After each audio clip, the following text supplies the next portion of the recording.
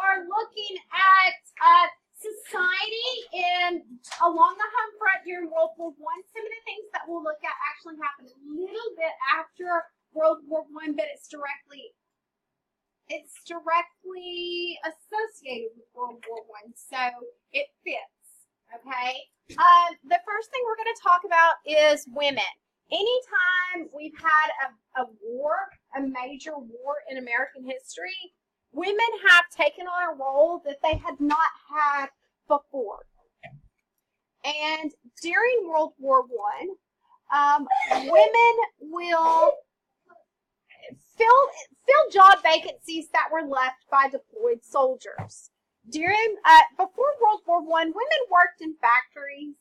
Women were in the workplace a bit, but women enter the workplace in larger numbers during World War One, and they fill the jobs left by men who were gone. So women start doing things they had not done before in American history, like being streetcar operators and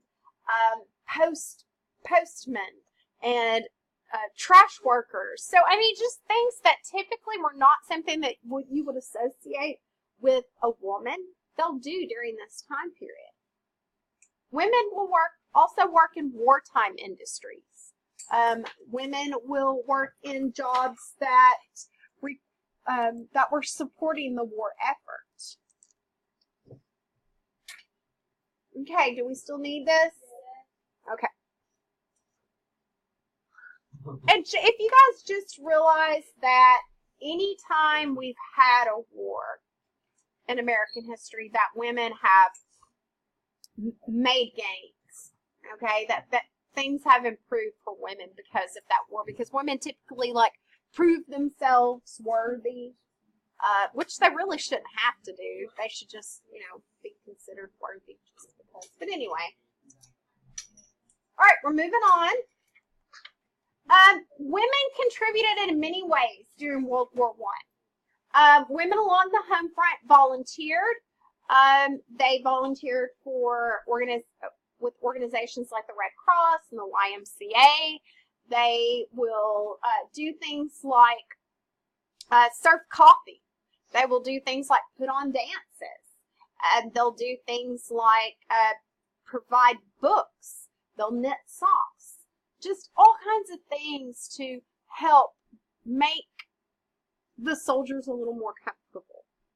And women go overseas to do this. They don't just do that here and in the training camps. They go to the front lines, especially when we get to World War II. The Red Cross, those women are right there with them serving coffee and donuts.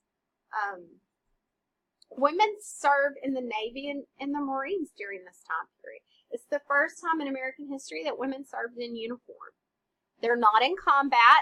They're going to do jobs that are closely associated with women, like women's work during the time. So they do things like serve as nurses, do secretarial work. So things that really fit in with what was expected of women at the time.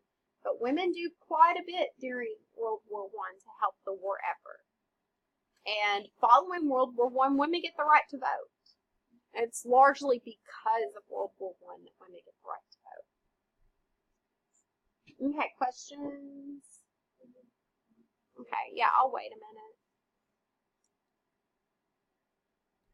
During World War I, we're going to see the beginning of the Great Migration. The Great Migration is when African Americans leave the Jim Crow South and move to the North. Okay, this will continue until 1970, but it starts during World War I. African Americans are leaving the South in order to try to escape segregation, in order to try to escape racial violence, and they're going into cities where jobs are. They're going into industrial cities. About 1.6 million African Americans leave the South during this time period. And they're going to cities like Detroit and New York and Chicago and Philadelphia. They are going to, when they get there, it's not what they expected. They're still going to face discrimination. They're still going to face challenges, but there is more opportunity in those cities than they would have had they stayed in the South. Soon after the war is over, so in the summer of 1919, we're going to have a time period, or an event, not really a time period, but an event called the Red Summer. And the Red Summer is a summer where there is the Red Summer was an event in American history where across the United States there are race riots. There are race riots in Tulsa. There are race riots in Atlanta. There's a race riot in Elaine, Arkansas. There's like 30 race riots in one summer. And we will cover this after the war, but I want you to be able to connect it to the Great Migration, because it is going to happen in the North as well. And I want you to be able to realize that you're going to have a large influx of people coming into cities, and that's going to be one of the causes of it, is that cities are going to be overcrowded. Okay, during and after World War I, we're going to have something called the Red Scare. And the Red Summer is associated with race, and it's called red because of blood. The Red Scare is called red because red is the color of communism. The Red Scare was a time period when we feared a communist takeover of our country. Russia had been overthrown by communists.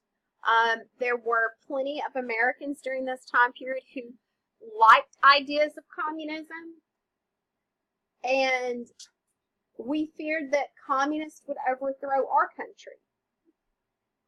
And communism is when there's no private ownership. Communism is when there are no class distinctions.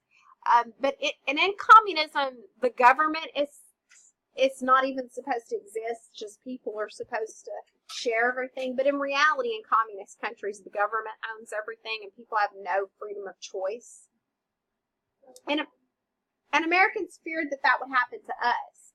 We also feared anarchy, and that's when there is no government. So beginning in 1919, we're going to have something called the Palmer Raids. A. Mitchell Palmer was the Attorney General, and he will make it his goal to wipe out communism and anarchy in America. 3,000 people are going to be arrested, 250 people are deported to their home countries, and 5,000 people are held without arrest warrants. Now, I think we can all agree that communism is bad, that anarchy is bad. But here in America, you have freedom of thought. Here in America, you can be free to be stupid if you want to be. I mean, I'm sure you've noticed. That's a right that we have. Having a belief is one thing, acting on it is another. And so Americans were arrested and even held without arrest warrants for their beliefs. And some of these people weren't even communist or anarchist or socialist. They were just accused by someone else of being an anarchist, socialist, or communist. And here in America, it's not legal to arrest someone because of their political beliefs. But during times of war, sometimes we allow things to happen that we normally wouldn't. During times of fear, sometimes we allow things to happen that normally would. And right after World War I is one of those instances where, out of fear of communism, we arrested people. And 5,000 being held without arrest warrants, that's illegal. It's not legal to arrest someone and not tell them why they're being arrested. It's not legal to arrest someone and not let them have a trial. But that is something that happened right after World War I with the Red Scare. tomorrow when we have our debate, this will be a topic that we'll talk more about. So make sure that you're ready for that. And we'll talk more about our debate here in a minute. During World War I, there is strong anti-German sentiment. We're fighting the Germans. And so here in the U.S., we're going to harass and discriminate against people of German ancestry. There were quite a bit of Germans here in the United States in the years before World War I. German was the second most spoken language in America. There were thousands of German language newspapers. There were Americans here that just spoke German still.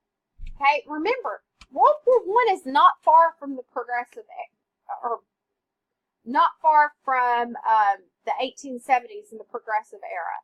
That World War I, we still have a lot of people who are first and second generation Americans. And Germany was a place where a lot of them came from. Here in the United States, people with German last names will sometimes change their last name just so they can get jobs, just so they won't be harassed.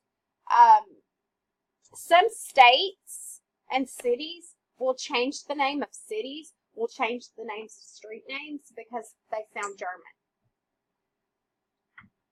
It's made illegal to speak German over the telephone.